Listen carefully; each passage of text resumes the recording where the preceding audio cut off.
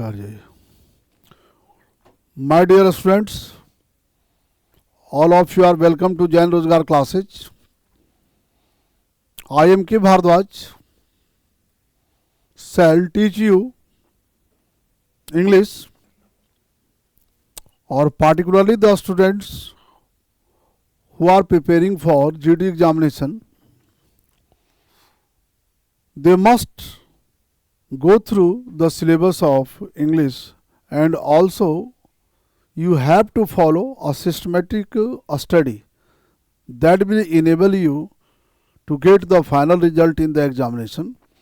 तो जैन रोजगार के माध्यम से मैं आप सारे बच्चों को अंग्रेजी सब्जेक्ट पे चर्चा करूंगा और इंग्लिश का जो भी सिलेबस है सबसे पहले हम लोग उसको देखेंगे। हमारा इंग्लिश का तैयारी करना कैसे है, हमें क्या क्या रिक्वायरमेंट होती है अपने लैंग्वेज पेपर को मजबूत करने का। तो आप सारे बच्चे जो भी एस्पायरेंट्स हैं, खास करके एसएससी जीडी के लिए, उनके लिए एक गोल्डन अपॉर्चुनिटी है और इस गोल्डन अपॉर्चुनिटी को फाइनली अगर आप कैश करना चाहते हो तो कैश करने के लिए आपको सतत रूप से एक छोटी अवधि जो बची है इस शॉर्ट पीरियड में तैयारी करवाने के लिए जैन रोजगार के सारे शिक्षक समूह कटिबद्ध हैं। आप लोग जिस तरीके से आपके शिक्षक, चाहे मैं हूँ, चाहे रीजनिंग के हों, मैथ्स के हों, जनरल स्टडीज़ के हों, ये सारे शिक्षक आपको सुनियोजित तरीके से और सही दिशा में आपको टीच भी करेंगे और सही तरीके से मार्गदर्शन भी करेंगे। तो आज मैं सबसे पहले छोटा सा जो चर्चा है वो चर्चा है कि हमारे एसएससी जीडी के सिलेबस जो आप लोगों को बताया गया है उनमें से देखें तो आपका टोटल जो है पेपर, कौन कौन से पेपर पे पूछे जाते हैं सवाल, क्वेश्चंस, तो part A, part B, part C और पार्ट डी, ये 4 पार्ट्स में जो है क्वेश्चन पूछे जाते हैं। और ये 4 पार्ट्स में जो सब्जेक्ट इंक्लूड होते हैं माय डियर स्टूडेंट्स, उनमें से जनरल आपका स्टडी का पेपर होता है ना। जनरल स्टडी का भूमिका क्या होता है ये देखना है, व्हाट इज द, है ना। तो जनरल इंटेलिजेंस और रीजनिंग का सबसे पहले देखो तो जनरल इंटेलिजेंस और रीजनिंग से टोटल 20 क्वेश्चंस पूछे जाते हैं। कितने? 20 क्वेश्चंस। और प्रत्येक क्वेश्चन जो वैल्यू होते हैं, एक क्वेश्चन के जो वैल्यू होते हैं वो 4 मार्क्स होते हैं। कितने? 4 मार्क्स, मतलब 4 मार्क्स एक क्वेश्चन का वैल्यू होता है ना। 1 question carries the value of 4 marks. तो आप देखो कि नंबर ऑफ क्वेश्चंस तो कम है लेकिन वैल्यू ऑफ क्वेश्चन क्या है बोलो, मार्क्स क्या है बोलो, ज़्यादा है। ठीक है, तो एसएससी में सारे जो है एग्जाम में इस तरीके का नहीं है, इसमें क्वेश्चन की संख्या बहुत कम है और मार्क्स की वैल्यू क्या है, बहुत ज़्यादा है। ठीक है, दूसरी बात है कि इसकी तैयारी करने के दरमियान में हम ये भी देखते हैं कि क्वेश्चन टोटल कितने हैं। तो टोटल क्वेश्चन वह 80 हैं, दे आर 80 क्वेश्चंस। भाई 80 क्वेश्चंस को सॉल्व कितना देर में करना है, तो 60 मिनट्स में सॉल्व करना है ना।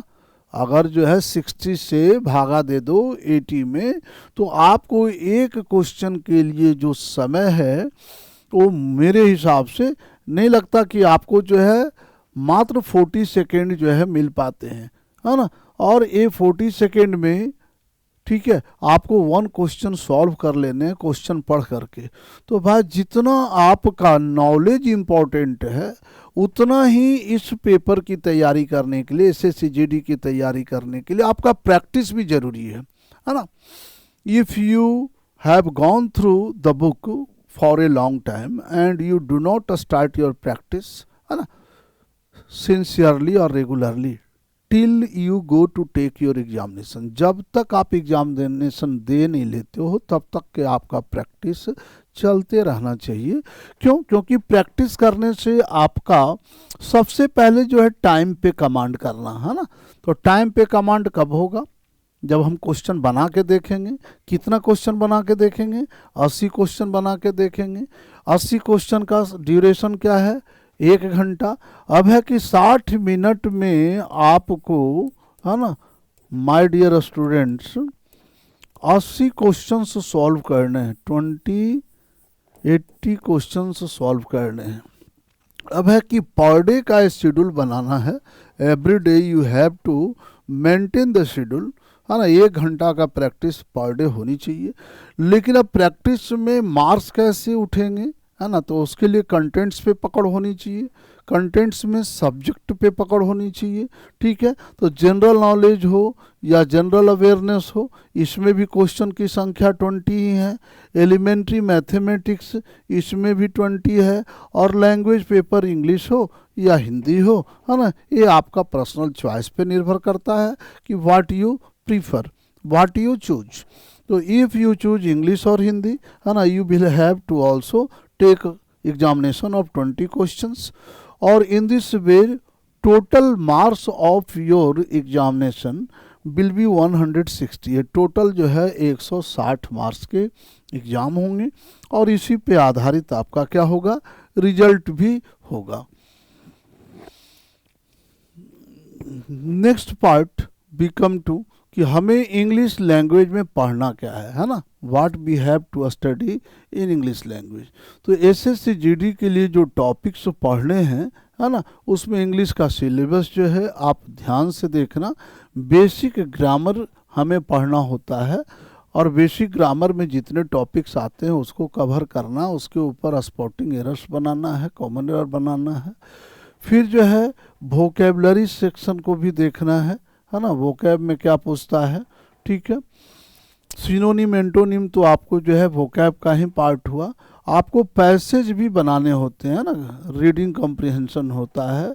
अब ग्रामर बेस्ड जो है एरर आइडेंटिफिकेशन होता है, सिंपल एरर आइडेंटिफिकेशन होता है।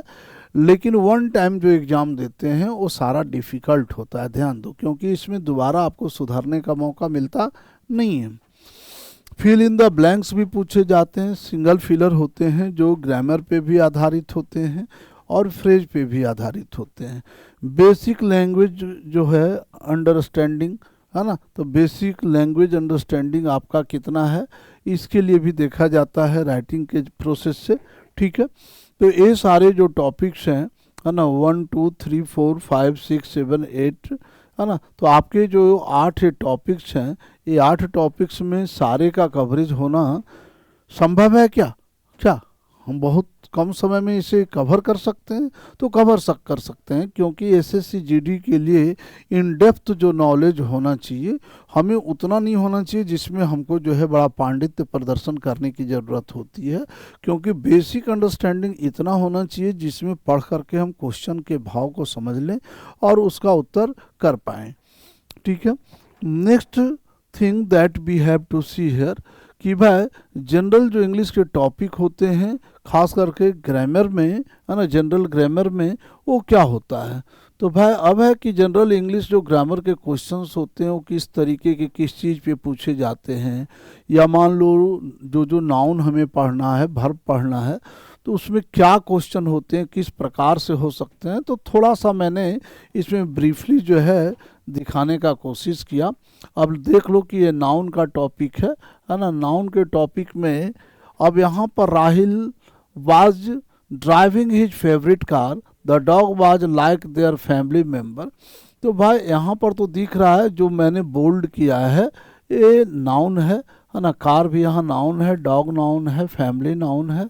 अब है कि आइडेंटिफाई करने के लिए तो नहीं आएगा, लेकिन यहाँ पर राहिल का जो प्रयोग किया गया है ना, नाउन के रूप में, सब्जेक्ट के रूप में किया गया है। और यहाँ नाउन के रूप में जो है ना, खास करके फेवरेट के लिए यूज किया गया। फेवरेट आपका एडजेक्टिव है ना, तो एडजेक्टिव जो है विशेषता बतला रहा है नाउन का। ठीक है, तो नाउन का कहाँ संबंध होता है, किस चीज़ से संबंध होता है, क्यों जो है वाक्य में यूज किया जाता है। तो भाई सबसे बड़ी बात है कि नाउन की बात जब करते हैं तो नाउन एक जो है काफ़ी बृहत शब्दों में देखें तो सबसे ज़्यादा नाउन की भूमिका जो होती है ना, वो सब्जेक्ट के रूप में होती है ना, सब्जेक्ट के रूप में होती है। और दूसरी इसकी भूमिका जो होती है वो ऑब्जेक्ट के रूप में होती है। तीसरी जो भूमिका होती है वो कॉम्प्लीमेंट के रूप में होती है। और चौथी भूमिका जो होती है वो एडजेक्टिव के साथ इसको अपना संबंध बनाने में होता है, क्योंकि एडजेक्टिव जो यूज होता है वो नाउन की विशेषता बतलाने में। तो व्यापक तरीके से जो हम नाउन का अध्ययन करते हैं वो सब्जेक्ट के आधार पे, ऑब्जेक्ट के आधार पे, कॉम्प्लीमेंट के आधार पे और एडजेक्टिव के साथ नाउन का संबंध दिखाने के लिए करते हैं। ठीक है, फिर जो है आपका आगे जो चर्चा होती है नाउन का, वो डिटरमाइनर के साथ होता है। डिटरमाइनर के साथ नाउन का क्या संबंध होता है, तो डिटरमाइनर के साथ। ठीक है, तो कई एक स्टेज में हम लोग नाउन की चर्चा करते हैं, और noun is the base of your grammar. Noun he base होता है ना, किस चीज़ का, इंग्लिश ग्रामर का, बेस ऑफ इंग्लिश ग्रामर, याद रखना है ना। तो नाउन क्या होता है, इंग्लिश ग्रामर का बेस होता है। अगर नाउन अच्छे से नहीं पढ़े हैं तो निश्चित तौर पे पूरा ग्रामर का पार्ट जो है आपके लिए अधूरा रह जाएगा। जितना आपको जो वर्ब पढ़ना है, एडवर्ब पढ़ना है, कंजंक्शन पढ़ना है, जितना पढ़ना है पढ़ ले। ठीक है, if you are not having command over noun, तो in this case it will be difficult for you to solve the questions. Okay, अब है कि यहाँ नाउन बेस्ड तो क्वेश्चन पूछेगा। ठीक है, आर्टिकल बेस्ड भी क्वेश्चन पूछा जाता है, एन द पे आधारित पूछा जाता है। ठीक है, वॉइस पे तो अब है कि एसएससी एग्जामिनेशन में जो सबसे ज़्यादा अहम भूमिका निभाता है वो है नरेशन ऑफ वॉइस। याद रखना, नरेशन ऑफ वॉइस पे आपका कमांड होना बहुत ज़रूरी होता है। तो आप जितना बढ़िया से नरेशन पढ़ो है ना, वॉइस पढ़ो, लेकिन नरेशन वॉइस को पढ़ने के लिए एक अलग से भी टॉपिक आपको पढ़ना होता है, वो है टाइम एंड टेंस। तो हम यहाँ पे वॉइस पे जो है ज़्यादा फोकस करेंगे, वॉइस पे। ठीक है, और डायरेक्ट और इनडायरेक्ट स्पीच पे। ठीक है, तो ये जो टॉपिक है ना, ये दोनों टॉपिक को कवर करने के लिए अलग से आपको जो है टाइम एंड टेंस पढ़ना होता है। ठीक है, टेंस जिसको कहो सिंपल है ना। तो टेंस जब पढ़ लेते हैं तो टेंस पढ़ने के बाद जो है हमें वॉइस पढ़ना भी आसान होता है, और डायरेक्ट और इनडायरेक्ट स्पीच भी पढ़ना।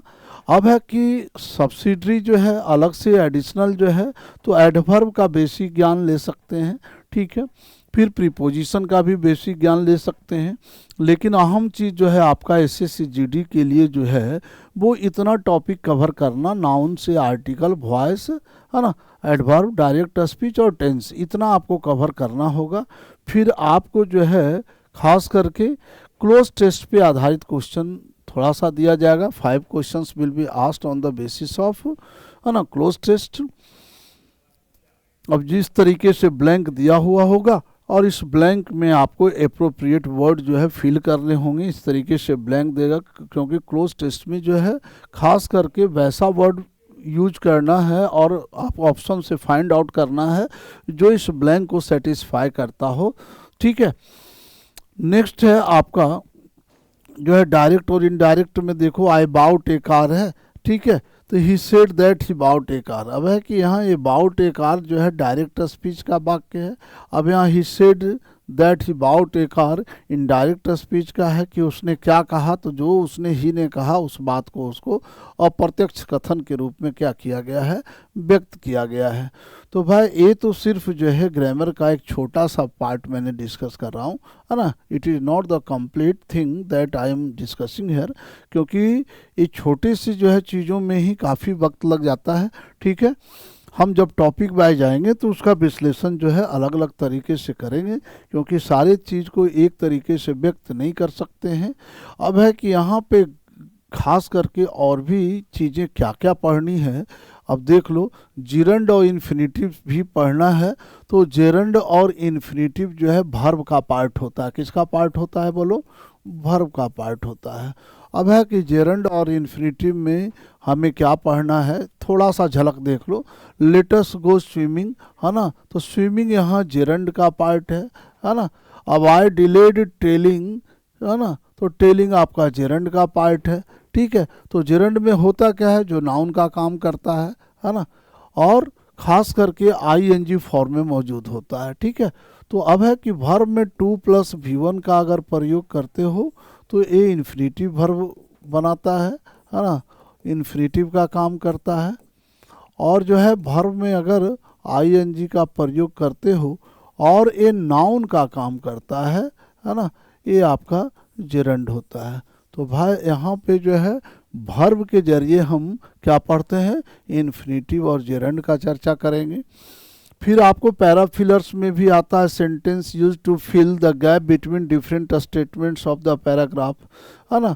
अब यहाँ पर जो है पैराफिलर्स में आपका कुछ जो है पैराग्राफ दिए होते हैं, उसमें से फिल करना होता है। दे कैन बी इंट्रोडक्टरी, कंक्लूजनरी और इन्फॉर्मेटिव। अब कंक्लूजन बेस्ड हो सकता है, इन्फॉर्मेशन बेस्ड हो सकता है। कॉमन एरर जो है, जिसको एरर स्पॉटिंग कहते हैं, एरर जो है भी पूछा जाता है। अब he has been reading the book since 3 hours, तो देखो यहाँ पर एरर पूछा गया है, टेंस के आधार पे पूछा गया है। तो इस तरीके से क्वेश्चन पूछे जाते हैं, ठीक है। अब यहाँ ए पार्ट जो है गलत है, तो सही पार्ट क्या होगा, he has been reading the book for 3 hours, क्योंकि सिंस और फॉर में जो है अंतर होता है। क्योंकि सिंस का प्रयोग जो है पॉइंट ऑफ टाइम के लिए करते हैं और फॉर का प्रयोग पीरियड ऑफ टाइम। तो 3 घंटा जो यहाँ दिया हुआ है 3 आवर्स, ये पीरियड ऑफ टाइम है और इस पीरियड ऑफ टाइम के लिए उचित है फॉर का प्रयोग करना। तो इस तरीके से कॉमन एरर भी आपके पूछे जाते हैं। रीडिंग कम्प्रीहेंशन भी पूछा जाता है। अब आपको पैसे दिए हुए होंगे और उस पैसेज के आधार पे जो है आपको क्वेश्चन दिए होते हैं और उसके ऑप्शन से जो है समझने के बाद उस सही तरीके से जो उसका एक्सप्लेनेशन बनता है उसे आंसर के जरिए, ऑप्शन के जरिए फाइंड आउट करके आंसर देते हैं, ठीक है। तो छोटा छोटा पैराग्राफ होता है, तो हम लोग पैराग्राफ पे भी काम करेंगे, पैरा रीडिंग पे भी काम करेंगे, जिसे पैसेज कहते हो या रीडिंग कम्प्रीहेंशन कहते हो। इसी को शॉर्ट फॉर्म में आरसी भी कहते हैं, ठीक है।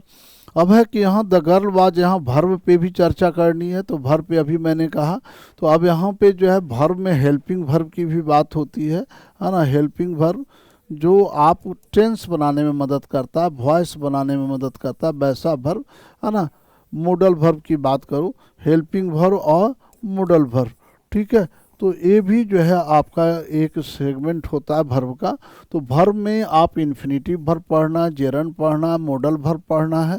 तो there are 3 types of verbs that you have to study, है ना। 3 प्रकार के। ये वर्ब क्या मदद करेंगे, वर्ब आपको फिलर बनाने में मदद करेंगे, ठीक है। क्योंकि वर्ब का ज्ञान नहीं होगा तो you will be unable to fill the blanks properly, आप सही तरीके से जो है ब्लैंक को फिल नहीं कर पाएंगे। इसी तरीके से आपको ऑड मैन आउट, तो ये तो जो है आपका नहीं पूछेगा, ठीक है। वन वर्ड सब्स्टिट्यूशन पूछता है, जैसे ओमनीपोटेंट एक वर्ड है, इसका अनेक शब्द क्या होगा, या अनेक शब्द दिया हुआ रहेगा, उसका एक शब्द क्या होगा।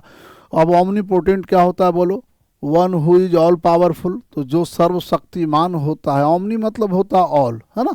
पोटेंट मतलब होता है पावर। तो अब है कि वैसा व्यक्ति, वैसा जो भी कोई हो, है ना, जो क्या हो, सर्वशक्तिमान हो, उसे क्या कहते हैं। क्योंकि सर्वशक्तिमान तो इंसान को नहीं कहते, सर्वशक्तिमान किसको कहते हैं बोलो, गॉड को कहते हैं ना। ऑलमाइटी, ओमनीपोटेंट सिर्फ कौन है बोलो, God. One who can not be defeated, जिसको पराजित नहीं किया जा सकता है, उसे क्या कहते हैं भाई, तो उसे इनविंसिबल कहते हैं। क्या कहते हैं, इनविंसिबल, है ना। One who is all powerful, उसे क्या कहते हैं बोलो, ओमनीपोटेंट। तो इस तरीके से जो है अनेक शब्दों के एक शब्द पूछे जाते हैं, या एक शब्दों के लिए अनेक शब्द दिए होते हैं। दोनों रिवर्स मैनर में क्वेश्चन पूछा जा सकता है किसी भी तरीके से। या तो ओमनीपोटेंट जो आपका वर्ड है ना, उसको बोल्ड में रखा जाएगा और उसके अगेंस्ट में इस तरीके से 4 एक्सप्लेनेशंस होंगे। सही एक्सप्लेनेशन को फाइंड आउट करना है, जो इसको क्या करे, ओमनीपोटेंट को सेटिस्फाई करे। इसी तरीके से इनविंसिबल है ना। या ऐसा भी हो सकता है कि ये जो स्टेटमेंट है ये आपको बोल्ड में दिया रहे और इसके अगेंस्ट में जो है इनविंसिबल टाइप से जो वर्ड होंगे 4-5 जो है 4 वर्ड, वो आपको ऑप्शन में दिए रहेंगे। अब इसके लिए सेटिस्फाई करने वाला जो वर्ड है वो आपको आंसर में देने होते हैं। अब है मैचिंग के लिए भी कभी कॉलम ए कॉलम बी करके अगर क्वेश्चन आना देना होता है तो देते हैं, है ना। अब इधर मैच करने के लिए आपको एक मीनिंग एक साइड में दे दिया, दूसरे साइड में भी मीनिंग दे दिया, और मीनिंग जो है कौन किससे रिलेटेड है उसको फाइंड आउट कर करके आपको आंसर करना होता है। तो इस तरीके से अब कंडीशनल जो है सेंटेंस आपको जानना ज़रूरी होता है, क्योंकि कंडीशनल सेंटेंस जो है आपको अलग से पढ़ना है, ग्रामर के रूप में, और ग्रामर में इफ से जो है शुरू होने वाला, अनलेस से शुरू होने वाला, एज सुन एज से शुरू होने वाला। आप देखो कि कंडीशनल में जो शुरू होता है वो अनलेस से या इफ से शुरू होता है। तो इसको ग्रामर के टॉपिक में हम लोग जो है कवर करेंगे, खास करके कंडीशनल सेंटेंसेस को, क्योंकि इस पे भी बहुत सारे ग्रामर के जो है क्वेश्चन पूछे जाते हैं, स्पॉटिंग एरर पूछे जाते हैं। अब है कि अलग चीज़ जो आया विशेष तौर पे इडियम्स और फ्रेज पे आया है ना। इडियम्स और फ्रेज आप लोगों के लिए इम्पोर्टेंट है। तो आप लोगों का जो इम्पोर्टेंट सेगमेंट हम एग्ज़ाम में पूछता है हमें, तो उसमें से जो है एक तो जान लो स्पॉटिंग एरर तो रहता ही है, ठीक है, फिलर में रहता है, वन वर्ड सब्स्टिट्यूशन जो है बहुत इम्पोर्टेंट होता है, ऑड मैन आउट हमें नहीं करना है ना। अब है कि कंडीशनल सेंटेंस पढ़ना है, इडियम्स और फ्रेज करना है, ठीक है। तो ये सारा इडियम्स ऑफ फ्रेज में यहाँ देखो ये पीस ऑफ केक जो है यहाँ दिया हुआ है, ये आपका इडियम है। इसी तरीके से है ना, both world, the best of the both world, ये आपका क्या है बोलो, फ्रेज है, मुहावरा है। अब इसका जो है दे दिया जाएगा आपको बोल्ड वर्ड में मुहावरा, और इसके आधार पे आपको जो एक्सप्लेनेशंस दिया जाएगा और उस पर क्वेश्चन बेस्ड होगा। तो इस तरीके से आपका इडियम्स और फ्रेज पे भी क्वेश्चन होता है, ठीक है। तो आपका लगभग सारा सिलेबस मैं कवर कर रहा हूँ। अब है कि प्रीफिक्स सफिक्स से वर्ड बनाने का है, या सिनोनिम एंटोनिम है ना। अब एडमायर है, इसका सिनोनिम क्या होगा, है ना, या एंटोनिम क्या हो गया। तो आपका पता है कि एडमायर जो है क्या होता है बोलो, प्रशंसा करना, तो इसका अप्रिसिएट हो गया, है ना। और डिटेस्ट हो गया, डिटेस्ट का अर्थ क्या होता है बोलो, डिसलाइक, क्या होता है बोलो, डिसलाइक। तो भाई डिटेस्ट इसका एंटोनिम या डिसलाइक इसका क्या हो जाएगा, है ना, प्रशंसा जिससे नहीं करते हैं, मतलब उससे क्या करते हैं, घृणा करते हैं या नापसंद करते हैं, तो यहाँ डिटेस्ट जो है आपका एंटोनिम हो जाता है। तो इस तरीके का सिनोनिम्स और एंटोनिम, समानार्थक और विपरीतार्थक शब्दों के आधार पे भी क्वेश्चन पूछा जाता है। स्पेलिंग मिस्टेक के आधार पे पूछा जाता, तो स्पेलिंग मिस्टेक में जो है, अब यहाँ मिस्चिफ लिखा हुआ है, देखो ये सही है या गलत है ना। फुलफिल लिखा है, सही है या गलत है। तो भाई इस तरीके से जो है आपको फाइंड आउट करना होगा कि इसमें मिस्चिफ कौन गलत है, ठीक है, ठीक है। तो अब मिस्चिफ में देखो सही इस तरीके से लिखा है, गलत लिखा हुआ है ना। फुलफिल है तो फुलफिल कौन सही है, ठीक है, तो फुलफिल ये सही है, ये गलत है, ठीक है। तो इस तरीके से आपको ये भी गलत है, ठीक है। तो अब है कि इस तरीके से आपका स्पेलिंग मिस्टेक पे आधारित क्वेश्चन रहता है, एक या दो, ठीक है। अब है टेंस और इसके रूल्स पे होते हैं क्वेश्चन, जैसे I play cricket, I am playing cricket या आई प्लेड क्रिकेट। तो टेंस पे आधारित स्टेटमेंट दिए गए हैं, है ना। प्रेजेंट टेंस है, देखो प्रेजेंट कंटिन्यूअस और सिंपल पास्ट है। तो ये जो है चीज़ों को पहचानना जरूरी होता है, तभी हम क्वेश्चन स्पॉट कर पाते हैं, क्वेश्चन के एरर को स्पॉट कर पाते हैं। फिर कुछ कंजंक्शंस का भी परिचय होना चाहिए, जिसमें वाक्य के निर्माण में, खास करके क्लाउज के निर्माण में जो है, क्लाउज फॉर्मेशन में इसका यूज होता है ना। क्योंकि क्लाउज जब जैसे ही चर्चा करते हैं तो बिना कंजंक्शन का क्लाउज जो है फॉर्म नहीं होता, ठीक है। पारा जंबल से आपको सेंटेंस अरेंजमेंट के लिए आता है, रीअरेंज करने के लिए कुछ ऐसे जो है 4 स्टेटमेंट दिए होते हैं, ठीक है, जिसको ब्रेक करके दिया हुआ होता है और जम्बल्ड कर दिया जाता है। तो उसको फिर से क्या करते हैं बोलो, अरेंज कर करके उसको सही पैराग्राफ के स्वरूप में लाते हैं। तो पैरा जंबल्स पे भी क्वेश्चन होता है। फ्रेजल वर्ब पे जैसे टर्न डाउन दिया, I turn down the opportunity, अब दे देगा कि टर्न डाउन का मीनिंग क्या हुआ। तो भाई टर्न डाउन का मीनिंग नहीं पता है तो आप क्या लिखिएगा, है ना। तो इस तरीके से अगर टर्न डाउन दिया हुआ है, अब टर्न डाउन का यहाँ जो है ऑप्शन जो है दे देगा ए में, है ना, डिसलाइक दे दिया, ठीक है, डिसलाइक, या दे दिया लाइक, या आपका दे दिया रिजेक्ट, या एक्सेप्ट दे दिया। तो भाई ये टर्न डाउन बोल्ड वर्ड में फ्रेज दिया हुआ रहेगा, इसके अगेंस्ट में 4 ऑप्शन दिए हुए होंगे, इसका कौन सा सही मीनिंग है। तो इस तरीके के क्वेश्चन जो है आपका फ्रेजल वर्ब पे पूछा जाता है, ठीक है, फ्रेजल वर्ब पे। तो फ्रेजल वर्ब पे इस तरीके के क्वेश्चन को बनाने के लिए आपका इसका मीनिंग जानना होगा, ठीक है। तो टर्न डाउन का यहाँ क्या अर्थ होता है बोलो, रिजेक्ट करना, है ना। यहाँ देखो वाक्य क्या कहता है, बोलो इडियम्स और फ्रेज में I turn down the opportunity, है ना, मैंने अवसर को क्या किया, रिजेक्ट कर दिया। Did you ask you out for the dinner party. अब यहाँ बेटा फ्रेजल वर्ब है आस्क और आउट, क्या बोलो, आस्क और आउट। तो अब है कि आस्क आउट जो फ्रेज है ना, ये होता है कि किसी को न्योता देना। आस्क आउट क्या होता है, इनवाइट समवन, इनवाइट समवन, किसी को न्योता देना, है ना, फॉर डिनर, है ना, आउटसाइड द हाउस, क्या बोलो, आउटसाइड द, आस्क आउट होता है आस्क इन और आस्क आउट। जब आप किसी को घर पे बुला करके इनवाइट कर करके भोजन कराते हो, आस्क इन होता है। और जब आप कहीं आउटिंग्स, घर से बाहर कहीं जा कर के भोजन करवाते हैं, ठीक है, वहाँ आस्क आउट का प्रयोग करते हैं। तो यहाँ देखो क्या लिखा है ना, did he ask you out for the dinner party, क्या तुमको जो है उसने बाहर जो पार्टी दिया जा रहा है घर के बाहर, उसके लिए आमंत्रित किया, ठीक है। तो यहाँ पर आस्क आउट फ्रेजल वर्ब है, टर्न डाउन फ्रेजल वर्ब है, तो इस आधार पे भी क्वेश्चन पूछे जाते हैं, ठीक है, समझ में आ रहा है ना बात। नेक्स्ट है वर्ड स्वैपिंग है, different words in a statements और paragraphs would be swapped with each other and the test taker would have to rearrange them in the most appropriate position. अब है कि कुछ वर्ड स्वैपिंग ये हुआ कि अब स्टेटमेंट को ब्रेक करके इधर उधर अरेंज कर दिया गया और आपको फिर जो है उसको रीअरेंज करना है, क्या करना है, ताकि उससे एक जो है सारा शब्दों को तोड़ दिया गया, है ना, स्लैश के साथ उसको रखा जाता है ABCD करके, फिर उसको अरेंज करते हैं प्रॉपरली। तो अरेंज कर करके जो रखते हैं मोस्ट अप्रोप्रिएट तरीके से, तो वर्ड अरेंजमेंट कहलाता है। क्या कहलाता है बोलो, वर्ड। तो इस तरीके से भी छोटे छोटे एग्जाम में सवाल पूछे जाते हैं। फिर एक खास जो टॉपिक आता है वो सब्जेक्ट वर्ब एग्रीमेंट आता है, जिसको आप सिंटैक्स कहते हैं। क्या कहते हैं, सिंटैक्स। तो ये काफ़ी महत्वपूर्ण टॉपिक है जिसको हम बहुत जल्द शुरू करेंगे, है ना, सब्जेक्ट वर्ब एग्रीमेंट पे चर्चा बहुत जल्द शुरू करेंगे और काफ़ी इंटरेस्टिंग मैनर में इसे लेकर के चलेंगे, जिससे जुड़े हुए सारे प्रश्नों को जो है आप लोग बनाएंगे। Every day you will solve, है ना, there will be some questions given on the board, ठीक है।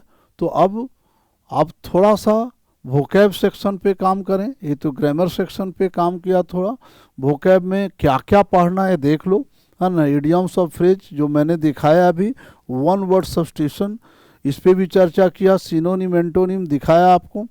स्पेलिंग टेस्ट में क्लोज टेस्ट पूछा जाएगा, पैराजम्बल्स, पैराग्राफ कंप्लीशन और जंबल सेंटेंसेस जो है।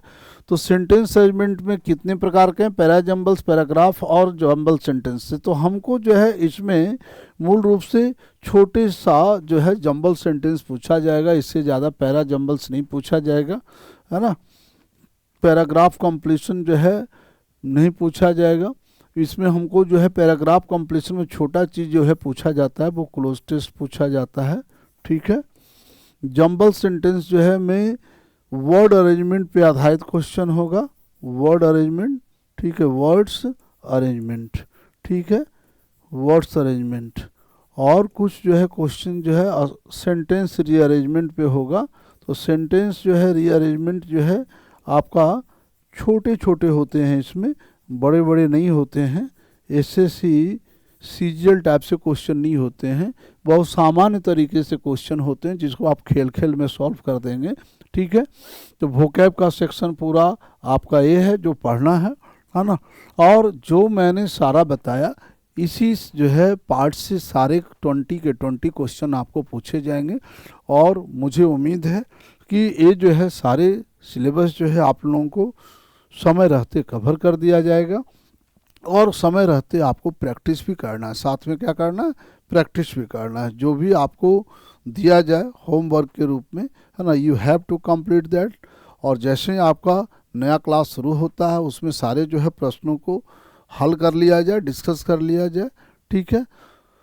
तो इस तरीके से हम लोग जो है देखेंगे सारी चीज़ों को। तो ये तो पता चला कि हमें इंग्लिश लैंग्वेज में SSC GD के लिए क्या पढ़ना है ना। अब है कि इसके लिए काफ़ी जो है थोड़ा सा आप लोगों को कॉन्शस भी रहना पड़ेगा, है ना। कॉन्शस इस सेंस में कि हमें जो है लापरवाही नहीं बरतनी। If you want to crack the examination then don't show your lazy behaviour in the process of preparation of your examination, है ना। तो you have to mug up some words, आपको कुछ जो है वर्ड्स हैं जो एग्जामिनेशन पर्पस के लिए लर्न भी करना पड़े तो करना है, ठीक है। रूल्स को जो है पढ़ना भी है, 2 बार 4 बार जो है जो भी पढ़ाया जाए उससे जो रिलेटेड क्वेश्चंस को भी जो है प्रैक्टिस करते रहना है। और फुल जो आपका जो 80 मार्क्स का जो पूछता है उस पे भी 80 जो क्वेश्चंस पूछे जाते हैं, 80 क्वेश्चंस फॉर 1 आवर, उसको भी प्रैक्टिस करना है। तो ये सारी चीज़ों पे है ना ध्यान रखते हुए काम करना है। तो नेक्स्ट क्लास हम लोग शुरू करेंगे, अगले क्लास जो है अगले दिन, ठीक है। अब जो है इसमें कुछ और चीज़ों पे चर्चा करेंगे। अब है कि छोटी मोटी जो है राइटिंग डिस्क्रिप्टिव से जुड़ा हुआ है, प्रेसी राइटिंग है, एसे राइटिंग और लेटर राइटिंग है ना। तो इससे जुड़े हुए थोड़े से जो है प्रैक्टिस हम लोगों को अलग से कर लेनी है। बाकी तो ग्रामर का जो भी चर्चा किया, जो अब यहाँ पर ये दिखाया कि इम्पोर्टेंट ये सारे जो चीज़ें हैं है ना, ये इम्पोर्टेंट है आपके जीडी के हिसाब से, है ना, काफ़ी इम्पोर्टेंट है ना। इसको तो करना ही करना है क्योंकि ये सेगमेंट जो है मेरा एग्जामिनेशन का मूल हिस्सा होता है, ठीक है। तो इसको तो करना है, जिसमें से मैं अभी तुरंत बताया भी था कि डायरेक्ट और इनडायरेक्ट स्पीच को करना है, एक्टिव वॉइस को पैसिव वॉइस को करना है, टाइम एंड टेंस को करना है, सिंटेक्स को करना है ना। तो ये सारे चीज़ों को करना है। एसएससी जीडी के लिए 4 टॉपिक तो बिल्कुल अच्छी होनी चाहिए, है ना, जिसको सिंटेक्स कहते हो, है ना। सिंटेक्स अच्छी होनी चाहिए, टाइम एंड टेंस अच्छी होनी चाहिए, है ना, बहुत अच्छी होनी चाहिए, टाइम एंड टेंस अच्छी होनी चाहिए, वॉइस अच्छी होनी चाहिए, नरेशन होनी चाहिए, है ना, नरेशन होनी चाहिए, ठीक है। तो ये 4 सेगमेंट तो बिल्कुल बहुत ही अच्छा होना चाहिए, ठीक है। और ये चारों टॉपिक पे कवर हो जाए तो स्पॉटिंग एरर जो है बनाना थोड़ा नहीं बहुत आसान हो जाता है। तो ये सारी चीज़ों को कवर करने के लिए हम लोग को बिना समय गंवाए जो है क्लास शुरू कर देनी है ना। तो tomorrow I shell start your session. Okay, have a nice day, ठीक है। जय हिंद। ओके।